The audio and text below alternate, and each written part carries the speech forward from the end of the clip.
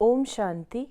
आज 21 जून 2020 है और हम सभी ने बाबा के अव्यक्त रूप से चले हुए मधुर महावाक्य अवश्य सुने होंगे। आज की मुरली से कुछ ज्ञान बिंदुओं का हम और अधिक स्पष्टीकरण लेंगे आदरणीय आशा दीदी से। ओम शांति दीदी। ओम शांति। आज के अव्यक्त महावाक्य हैं जिसमें बाबा ने गोल्डन जुबली का गोल्डन संकल्प हम बच्चों को दिया है और साथ ही साथ 10 ऐसी शिक्षाएं, ऐसे चुने हुए अनमोल महावाक्य भी हम तक पहुँचे हैं जो 108 रत्नों की विजयंती माला में आने के लिए संस्कार मिलन की रास कैसे करें उसका भी स्पष्टीकरण देते हैं। तो मुरली का सार है गोल्डन जुबली का गोल्डन संकल्प और ये मुरली 16 फरवरी 1986 का रिवाइज कोस्ट है। बाबा ने कहा सारे कल्प में ऐसा कोई बाप हो नहीं सकता जिसके इतने सभी बच्चे भाग्यवान हो। नंबरवार भाग्यवान होते हुए भी दुनिया के आजकल के श्रेष्ठ भाग्य के आगे लास्ट नंबर भाग्यवान बच्चा भी अति श्रेष्ठ है। इसलिए बेहद के बाप दादा को सभी बच्चों के भाग्य पर नाज है। ये बहुत मीठा बाबा के प्यार का इजहार है हम बच्चों के प्रति। हम बच्चे तो बाबा को याद करते ही हैं, लेकिन बाबा को भी हम बच्चों के ऊपर कितना नाज है। जो बाबा कहते हैं कि मेरा हर बच्चा भाग्यशाली है। क्यों भाग्यशाली है? कि उसने गुप्त रूप में आए हुए पिता को पहचान लिया है और उनके साथ अपना संबंध जोड़ लिया है, उनको याद करता है। जितना जिसके भाग्य में है, जितना जो पुरुषार्थ करता है, वैसे ही अपना भाग्य क्रिएट करता है। तो बाबा के पास सभी बच्चे, इसलिए बाबा कहता है कि सभी बच्चे नंबर वाइज भाग्यवान हैं। अधिक भाग्य पद्मा पदम भाग्यवान भी हैं और ऐसे भी हैं जो थोड़े हैं। वो डिपेंड करता है वर्तमान समय के पुरुषार्थ पर। तो जैसा जिसका पुरुषार्थ वैसा ऊंचा भाग्य। लेकिन बाबा हर बच्चे को, आखिरी मणके को भी, 108 की माला के आखिरी मणके को भी इतना ही प्यार करता है जितना नंबर 1 को करता है। क्यों? क्योंकि उस प्यार के कारण ही बच्चा पुरुषार्थ और करता है। जितना बाबा का प्यार पाता है उतना ही वो और अधिक पुरुषार्थ में तल्लीन होता है। एक लगन से एक बाप को प्रत्यक्ष करने की हिम्मत प्रत्यक्ष रूप में दिखाई, अपना अपना कार्य उमंग उत्साह से संपन्न किया। बाबा ने कोई फंक्शन हुआ है, गोल्डन जुबली सेलिब्रेशन, तो उसी संदर्भ में बाबा कह रहे हैं कि हर बच्चे ने अपने अपनी रीति से, अपने अपनी शक्ति के अनुसार, अपने अपनी स्थिति के अनुसार, अपने अपनी अवस्था के अनुसार सहयोग दिया उस कार्य की सफलता में। तो इसलिए बाबा उन सबको एक्नॉलेज कर रहे हैं। जो भी हरेक ने पाठ बजाया वो सब संकल्प सहित मन की गतिविधि और तन की गतिविधि दोनों ही देखी सुनी। बाबा तो साखी होके देखते हैं। और एक बाबा की विशेषता बाबा सुनाते हैं कि जब मैं देखता हूँ कहीं पर कोई स्पेशल कार्य चल रहा है तो वहाँ पर बाबा का अटेंशन ज़्यादा रहता है और बाबा हम बच्चों को उस समय एक्स्ट्रा मदद भी देते हैं। बाबा स्वयं वहाँ पर उपस्थित होते हैं। तो बाबा कहते हैं ऐसे बच्चों ने जो ये किया तो उसको मैं देख रहा था। साखी होके देखता है। बाबा का प्रेजेंट होना ही, बाबा की प्रेजेंस का अनुभव करना ही हमें शक्ति दे देता है। तो बाबा ने कहा मन की गतिविधि भी और तन की दोनों देखी बाबा ने। कईयों ये तन के द्वारा भाग दौड़, लेकिन उस समय मन में क्या चल रहा था? मन में बाबा था या कुछ और था, थकावट थी या सेवा था, जो कुछ भी था वो बाबा कहते हैं मैं सब देखता हूँ। आगे बाबा ने हमें गोल्डन थॉट्स के बारे में कहा कि दूसरों को तो गोल्डन थॉट्स बहुत सुनाए, अच्छे अच्छे सुनाए, अपने प्रति कौन सा विशेष सुनहरी संकल्प किया। ये तो बाबा की कमाल है कि बच्चों को उनके अपने ही स्थिति के ऊपर बाबा अटेंशन ड्रॉ कराते हैं, क्योंकि सारा ज्ञान जो बाबा देते हैं वो हमारी अपनी व्यक्तिगत उन्नति के लिए देते हैं। बाबा कहते हैं जो बोल आप बोलते हो, जो संकल्प आप रखते हो, वो औरों के प्रति तो बहुत अच्छे रखते हो, लेकिन क्या उतने ही श्रेष्ठ संकल्प अपने प्रति भी रखते हो? जितना आप औरों को सुनाते हो ऐसा करना चाहिए, ये करना चाहिए, क्या आप अपने प्रति भी ऐसा ही करते हो? तो वो बाबा कहते हैं कि बाबा ने हमारा अटेंशन ड्रॉ किया है अपने ऊपर कि स्वयं के प्रति भी आपने गोल्डन थॉट्स रखे। कौन सा थॉट रखा वो बाबा बताएंगे। बाबा ने कहा कि लेकिन आप सर्वश्रेष्ठ आत्माओं की हर सेकंड गोल्डन हो, गोल्डन सेकंड हो, सिर्फ गोल्डन मॉर्निंग या गोल्डन नाइट नहीं। हर समय आपके दोनों नैनों में गोल्डन दुनिया और गोल्डन लाइट का स्वीट होम हो। वो गोल्डन लाइट है, वो गोल्डन दुनिया है, ऐसे ही अनुभव हो। याद है ना, शुरू में एक चित्र बनाते थे, एक आंख में मुक्ति, एक दूसरी आंख में जीवन मुक्ति। बाबा याद करा रहे हैं कि जब गोल्डन कहते हो तो गोल्डन दुनिया जिसकी स्थापना के लिए आप सारी चर्चा करते हो, तो आपके नैनों में क्या बसना चाहिए? गोल्डन स्वीट होम, लाइट, और दूसरे में गोल्डन दुनिया, उसके नज़ारे। यानी कहने का भाव ये होता है, अभी एक आँख में ये, एक आँख में ये का अर्थ है कि दोनों ही स्मृतियाँ आपको बहुत अच्छी तरह से रहनी चाहिए, और एक स्मृति और दूसरी स्मृति इसी में तुम्हें झूलना चाहिए। वो परम धाम गए, फिर अपने वहाँ आए, सतो प्रधान दुनिया में आए, फिर अपने गोल्डन स्वीट होम में लौटे, फिर अपनी गोल्डन दुनिया में आए। तो बाबा ने एक चित्र बनवाया था पहले, तो उसमें दोनों नैन थे, और नैनों में एक में मुक्ति और दूसरे में जीवन मुक्ति का ऐसा एक चित्र बनवाया था। और इससे संबंधित अगर हम लें तो वर्तमान समय का तपस्या करो और दूसरा बादशाही का रूप, वो चित्र भी बाबा ने हर दादी का बनवाया था कि तुम्हारा वर्तमान शिव शक्ति तपस्या का रूप है और वो वाला जो है वो तुम्हारा राजाई का है। तो तुम्हें दोनों याद रहने चाहिए, वर्तमान में हम तपस्वी हैं और फिर हम राजा बनने वाले हैं। क्योंकि कई बार ये प्रश्न पूछा जाता है कि इन दोनों को कैसे आंख में रखें, तो बाबा ने एक सिमिलैरिटी बता दी और बहुत अच्छा विजुअलाइजेशन कि गोल्डन दुनिया भी है और गोल्डन लाइट की दुनिया, लाइट की दुनिया भी है। ये परम धाम का रंग तो गोल्डन लाइट कहते हैं, गोल्डन वाइट लाइट। तो बाबा ने आगे कहा, कार्य के निमित्त आप सभी भी कार्य के साथी हो, सिर्फ साक्षी हो, देखने वाले नहीं, साथी हो। बनाने की मेहनत इन्होंने की और मनाने के समय आप सब पहुंच गए। बाबा सबको, ये बाबा बहुत इम्पोर्टेंट बात कह रहे हैं कि कोई भी सेवा होती है, कोई भी बाबा का कार्य होता है, तो उसमें हमें साथी बनना चाहिए,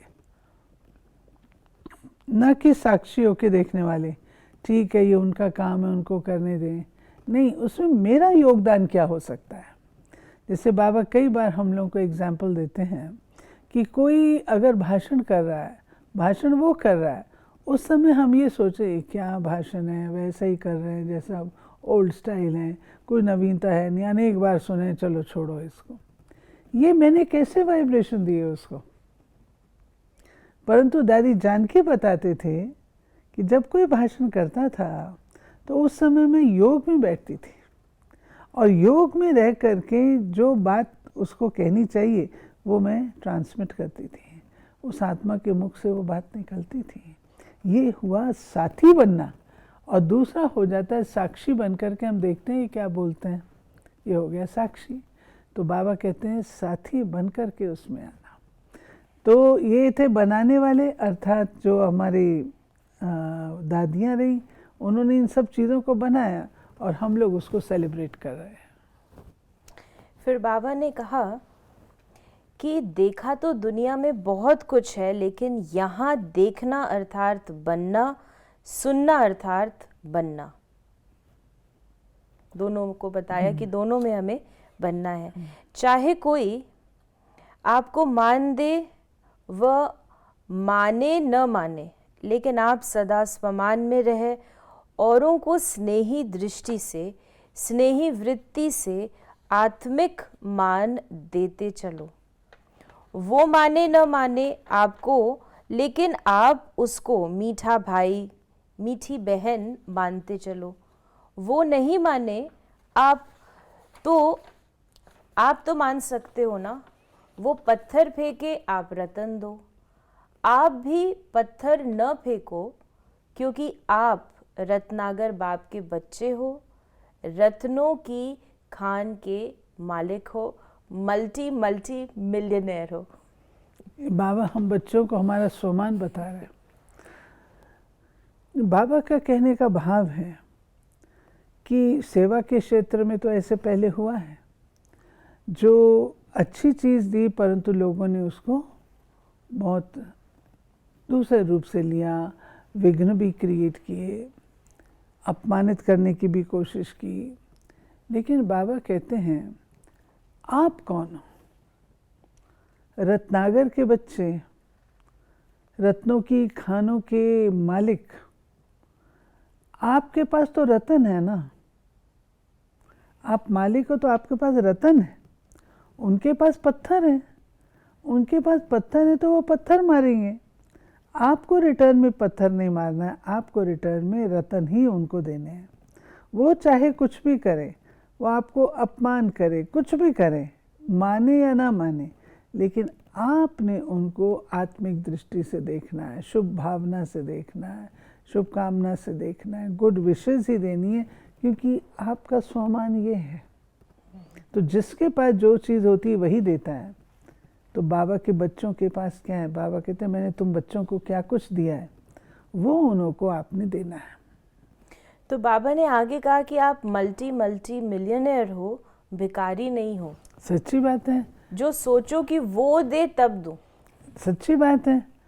हम कौन है? दाता के बच्चे, मल्टी मिलियनेयर बाबा कह रहे हैं, दाता के बच्चे।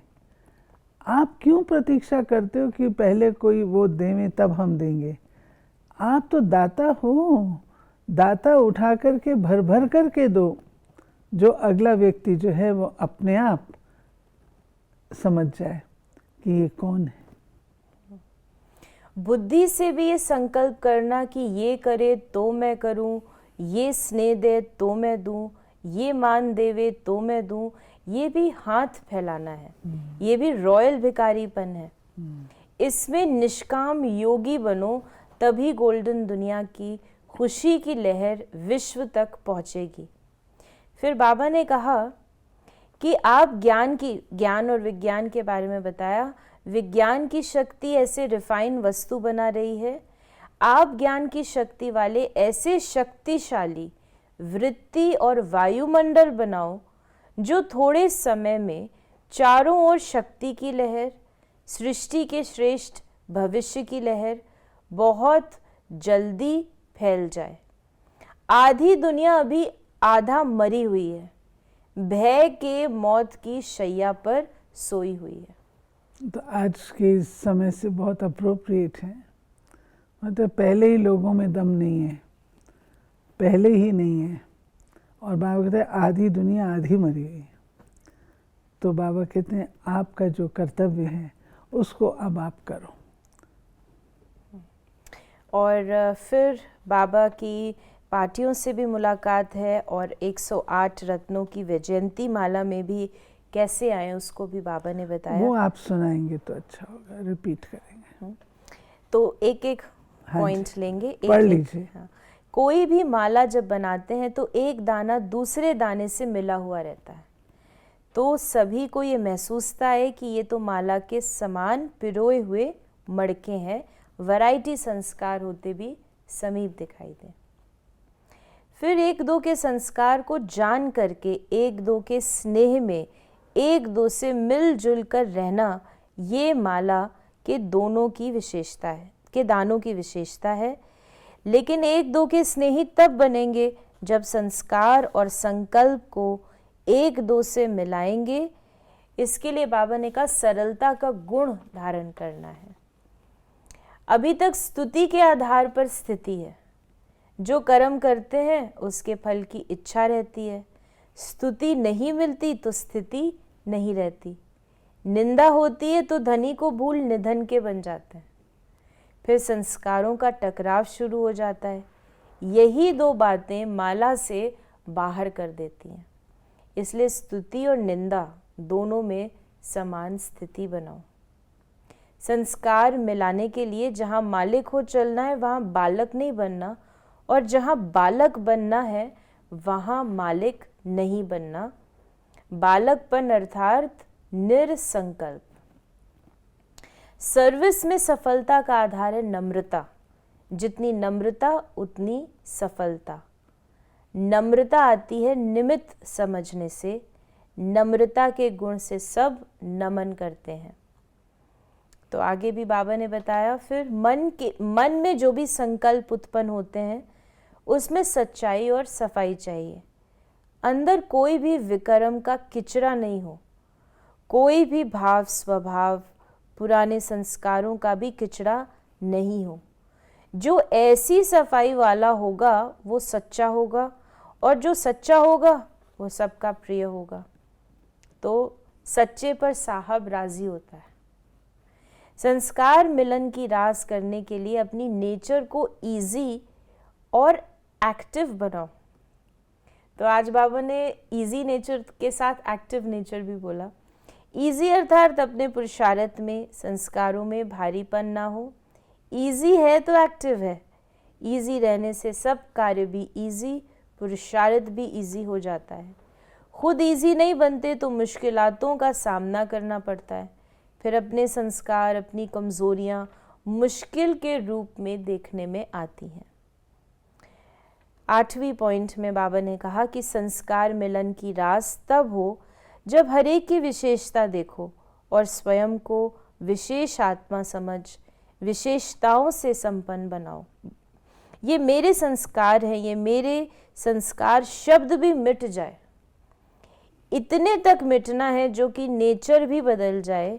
जब हर एक की नेचर बदले तब आप लोगों के अव्यक्ति फीचर्स बनेंगे। ये जो बातें बाबा ने बताई हैं, ये हम सबको एक मत, एक संगठन, उसमें बल होता है, उसके लिए बाबा ने कही है। ब्राह्मणों के पुरुषार्थ में छोटी मोटी यही बातें शेष हैं, जिनको ठीक करने की ज़रूरत है। तो सारी माला जो है वो रेडी हो जाएगी और तब प्रत्यक्षता होगी। बाप दादा बच्चों को विश्व महाराजन बनाने की पढ़ाई पढ़ाते हैं। विश्व महाराजन बनने वाले सर्व के स्नेही होंगे। जैसे बाप सर्व के स्नेही और सर्व उनके स्नेही हैं, ऐसे एक एक के अंदर से उनके प्रति स्नेह के फूल बरसेंगे। जब स्नेह के फूल यहाँ बरसेंगे तब जड़ चित्रों पर भी फूल बरसेंगे। राइट। सदैव यही लक्ष्य रखो कि हमारी चलन द्वारा कोई को भी दुख न हो। मेरी चलन, संकल्प, वाणी और हर कर्म सुखदायी हो। ये है ब्राह्मण कुल की रीति। यही रीति अपना लो तो संस्कार मिलन की रास हो जाएगी। ये सतो प्रधानता है। जो सतो प्रधानता की धारणा वही संस्कारों को मिलाएगी, वही सतो प्रधान दुनिया को लाएगी। जो बाबा ने कहा कि एक आंख में गोल्डन दुनिया हो और एक आंख में जो गोल्डन लाइट की दुनिया हो। आज का वरदान है ईश्वरीय रॉयल्टी के संस्कार द्वारा हर एक की विशेषताओं का वर्णन करने वाले पुण्य आत्मा भव। सदा स्वयं को विशेष आत्मा समझ हर संकल्प व कर्म करना और हर एक में विशेषता देखना, वर्णन करना, सर्व के प्रति विशेष बनाने की शुभ कल्याण की कामना रखना, यही ईश्वरीय रॉयल्टी है। रॉयल आत्माएं दूसरे द्वारा छोड़ने वाली चीज को स्वयं में धारण नहीं कर सकती, इसलिए सदा अटेंशन रहे कि किसी की कमजोरी व अवगुण को देखने का नेत्र सदा बंद हो। एक दो के गुणगान करो, स्नेह सहयोग के पुष्पों की लेन देन करो, तो पुण्य आत्मा बन ये जाएंगे। बाबा ने कहा कि हम बच्चों को सबकी विशेषताएं देखनी है, सबकी विशेषताएं देखनी भी हैं और अपनी विशेषताएं भी देखनी है। और जो रॉयल्टी बाबा ने बताई वो अंडरलाइन करने वाली है। जो ये 10 बातें हैं, 10-12 बातें हैं, इन सब बातों को हर ब्राह्मण अपने पास लिखत रखे अगर इसकी, तो पुरुषार्थ उनका सदा अच्छा रहेगा। अटेंशन पर आएगी ना, ये मेरे को भी करना है, ये भी करना है, ये भी करना है, ये हम सबको लिख करके रखना चाहिए। और आज का स्लोगन है, वरदान की शक्ति परिस्थिति रूपी आग को भी पानी बना देती है। सही बात है। तो बाबा कहते हैं, मैं आया हूँ सहज राजयोग सिखाने, हर बात सहज करने। तो बाबा तो हमको सब प्रकार की युक्तियाँ बताते हैं, अब उसको करना, अपने जीवन में लाना, ये तो हमारा काम है। और आखिर भी हम चाहते तो यही है ना कि हम ऐसी दुनिया को तैयार कर रहे हैं, जाना है वहाँ, तो अपने अंदर ये धारणा भी चाहिए। इसमें जो एक एक बात है, समय की सीमा है, अदरवाइज एक एक बात है, उसका बहुत गहरा रहस्य। बाबा ने इस बात को ही क्यों कहा, कोई रीज़न है ना। तो उसके ऊपर भाई बहन अगर मनन चिंतन करें, उसकी गहराई में जाएं, तो अच्छा होगा। तो ये थे बाबा के आज के महावाक्यों का और अधिक स्पष्टीकरण, जिसमें बाबा ने हमको स्पष्ट रीति से अब हमारा अंतिम पुरुषार्थ क्या हो, किस प्रकार से हम गोल्डन दुनिया को समीप लाएं और संस्कार मिलन की रास करते हुए स्वयं को भी वैजयंती माला का दाना बनाएं, ये सारी बातें बाबा ने हमें विशेष बताई हैं। और हम सभी इसे अपने जीवन में धारणा में लाएं और बाबा को प्रत्यक्ष करें। अगर आपके मन में भी कोई सवाल है तो आप अपने सवालों को हम तक अवश्य पहुंचाएं।